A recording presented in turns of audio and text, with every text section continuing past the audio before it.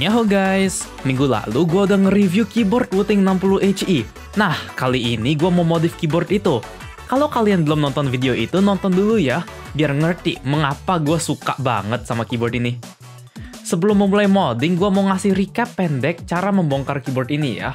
Seperti semua keyboard Dremon lain, pertama keycapsnya kita lepas, terus baru switchnya. Dan setelah itu ada 5 baut di PCB-nya yang perlu kita lepas untuk memisahkan top assembly-nya dari case-nya. Nah, terus di PCB-nya ada 6 baut yang menyambungkan plate-nya ke PCB-nya. Setelah melepas semua baut ini, keyboard-nya sudah telanjang. Maksudnya terbongkar sepenuhnya ya. Pertama, gue bakal menyambung plate dan PCB-nya dengan 6 baut yang tadi kita lepas. Seperti gue udah bilang di video review gue. Bahkan keyboard ini itu compatible dengan case yang didesain untuk DC60.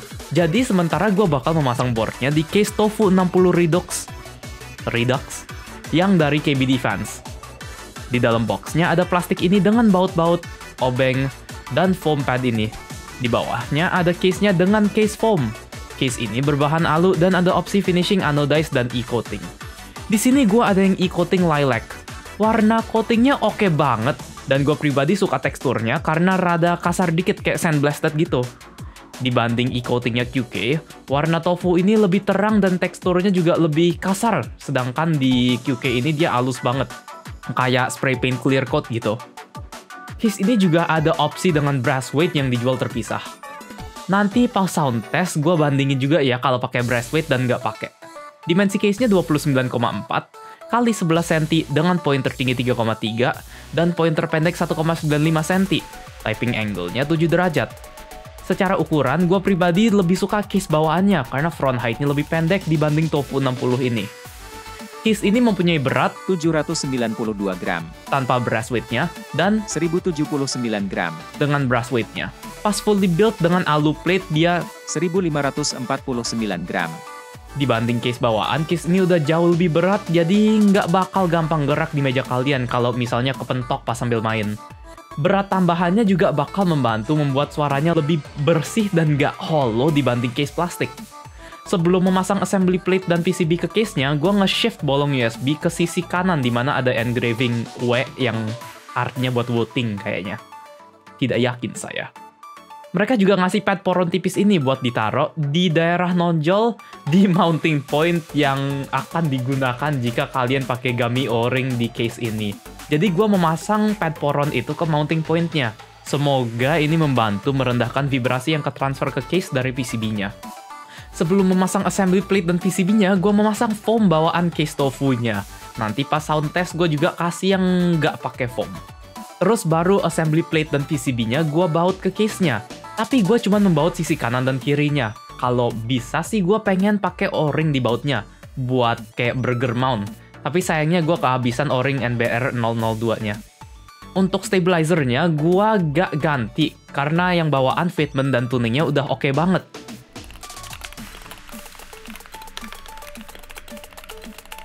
Untuk switch-nya gue ganti. Tapi bang, kan ini switch Hall effect, emang bisa diganti? Mungkin kalian berpikir begitu. Tapi seperti gue udah bahas di reviewnya, Switch Wooting itu produksian Gateron, jadi si Gateron juga jual versi mereka sendiri. Kali ini gue akan mencoba Gateron KS20 Whites yang speknya seperti berikut. Shush! Dia switch-nya belum pre-loop dan ya suaranya kayak keyboard unloop. Kecuali scratch-nya dia minimal banget kalau dibandingin sama Switch MX style biasa. Ya Switch Hall effect itu emang contactless, jadi dia harusnya nggak ada scratch antara stem dan leaf spring-nya. Kalau ada scratch, paling antara stem dan bottom housing saja. Setelah di loop dengan 205G0, di stem dan housingnya, suaranya tambah smooth dan chatter dari top housingnya ngilang. Springnya gue bag loop dengan 105 buat ngilangin spring pingnya. Gue pribadi lebih suka switch ini dibanding bawaannya karena ya satu alasan, yaitu berat springnya yang lebih enteng. Dalam section opini final gue di video review keyboard ini, gue juga udah sempat bilang kalau berat springnya keberatan buat gue dan gak cocok. Itulah alasan utamanya kenapa gue memutuskan untuk beli Switch ini. Walaupun ya lumayan mahal. Cacing harganya is like $90 Aussie. Crazy man. Struktur Switch-nya sendiri persis sama dengan yang bawaan Wuting. Jadi gue nggak khawatir kalau dia bakal ada masalah fitment atau bermasalah ketika digunakan di PCB-nya Wuting ini. Pas memasang Switch-nya, karena Switch Hall Effect ini ngeklip ke plate-nya di 4 sisi, dia kerasa rada susah dipasang. Ya kalau dibandingin dengan MX Style Switch ya. Tapi karena dia gak ada pin besinya, gue nggak usah khawatir jika ada pin bengkok. Setelah semua Switch-nya dipasang, terakhir gue memasang keycap-nya. Kali ini gue menggunakan Milky Way 2DGF.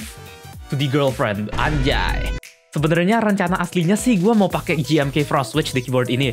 Tapi karena gue nggak sabaran nunggu sampai tahun depan baru dia nyampe, gue memutuskan untuk menggunakan keycap ini sebagai pengganti sementaranya. Dia bahannya PBT jadi suaranya nggak sesuai selera gue. Dan Legends-nya dia dice up jadi nggak setajam kalau double shot.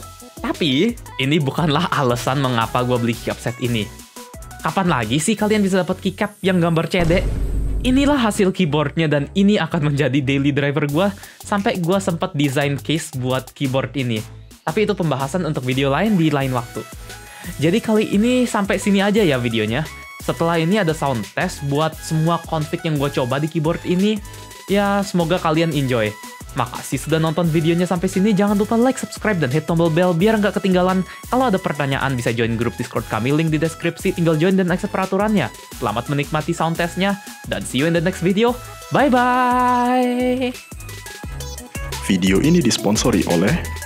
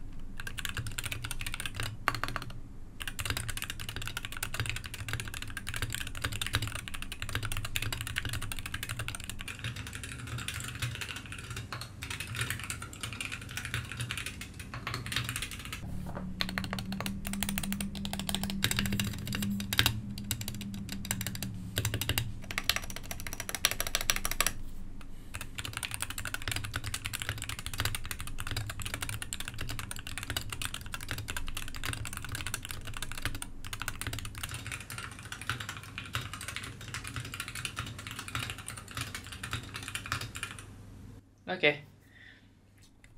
Oh, lupa. Cabut, and then...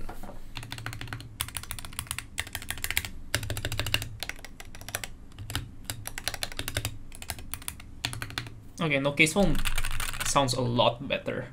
I mean, no plate foam sounds a lot better. Let's lepas this, no more case foam.